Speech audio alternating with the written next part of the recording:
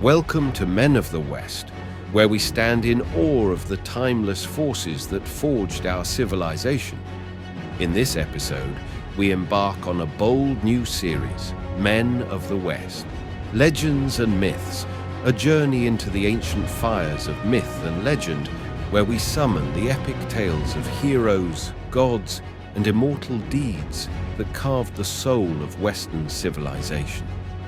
Here, we venture beyond the annals of history into the realm of storied valor, where the echoes of fabled quests and eternal struggles weave the tapestry of our culture's enduring ethos.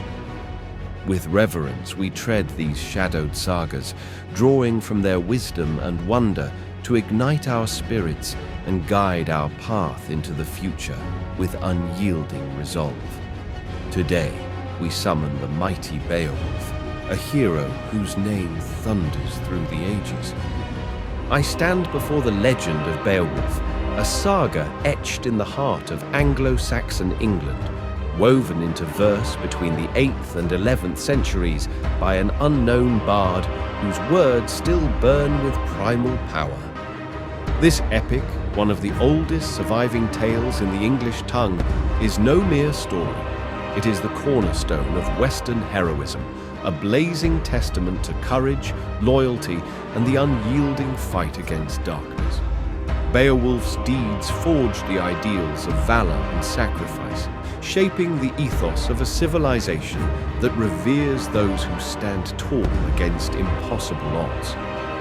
Let us now step into the shadowed mead halls and fiery lairs of his world, where a hero's heart beats eternal. In the mist-shrouded lands of the Danes, the great hall of Heorot stood as a beacon of joy, its rafters ringing with the laughter of warriors and the songs of skalds. But a shadow fell upon King Hrothgar's realm, a monstrous terror named Grendel, a fiend born of ancient evil, who stalked the night and tore men asunder. For 12 years the Danes cowered as Grendel's claws dripped with their blood, his wrath a curse upon their revelry. Across the Whale Road, in the land of the Geats, a young warrior heard their cries.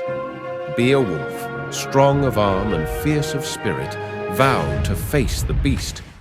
With 14 loyal thanes he sailed to Heorot, his heart ablaze with purpose. "I will meet this fiend hand to hand," he declared, "and prove my worth in the fire of battle." The night was heavy with dread as Beowulf waited in the darkened hall. Grendel's footsteps shook the earth, his eyes glowing like cursed embers. The monster burst through the doors, seizing a sleeping warrior, but Beowulf sprang forth, his grip like iron forged in the god's own smithy. They clashed in a storm of sinew and fury, the hall trembling as Beowulf wrestled the beast, tearing its arm from its socket with a roar that split the heavens. Grendel fled, shrieking to die in his wretched lair, and Heorot sang once more. The Danes hailed Beowulf as their savior, their mead cups raised to his glory. But the saga did not end.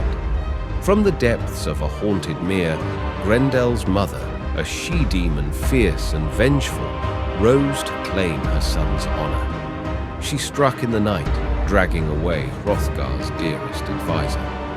Beowulf, undaunted, plunged into the cursed waters, his sword, grunting, gleaming in his hand. In the monster's lair, where no mortal should tread, he battled her ferocity, her claws raking his mail. Grunting failed him, but fate did not. A giant's ancient blade hung upon the wall. Seizing it, Beowulf struck true, severing her head, and the Mere's waters ran red with her doom. He emerged, triumphant, bearing Grendel's head as a trophy, his name now legend. Years passed, and Beowulf, now a king of the Geats, faced his final trial.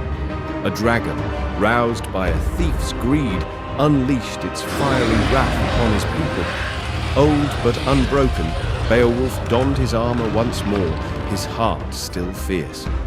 With his loyal thane Wiglaf at his side, he confronted the beast in its barrow, where flames danced and death loomed.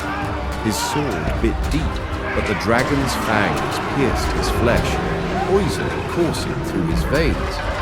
Yet Beowulf fought on, striking the mortal blow alongside Wiglaf, slaying the serpent as his life ebbed away. In his final breath, he passed his legacy to his people, a king who gave all for their safety. The Geats mourned, raising a barrow to honor their fallen hero, his name etched in stone and song. What can we, men of the West, today, learn from Beowulf's saga? This is no dusty tale.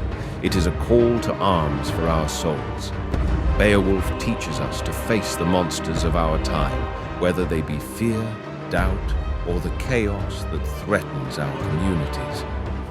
His courage in Heorot bids us stand firm against adversity, to meet our challenges head-on without flinching. His loyalty to Hrothgar and his people reminds us that true strength lies in serving those we cherish, in forging bonds that endure. And in his final stand against the dragon, Beowulf shows us the nobility of sacrifice, the resolve to fight for what is right, even when the cost is our own life. Let us take up this mantle, be bold in our battles, steadfast in our duties, and fearless in the face of our mortality. Like Beowulf, let us carve our names into the annals of honor, not for glory alone, but for the good of those who will follow. As we close this journey into the shadowed saga of Beowulf, I thank you, noble listeners, for standing with us in the fire of legend. Your presence fuels our quest to honor the tales that forged our world. Seek us out on YouTube under the banner of Men of the West, where our stories blaze in vivid light.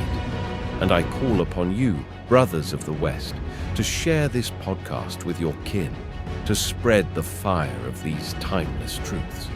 Until we meet again, walk boldly, live fiercely, and let the spirit of our forebears guide your path.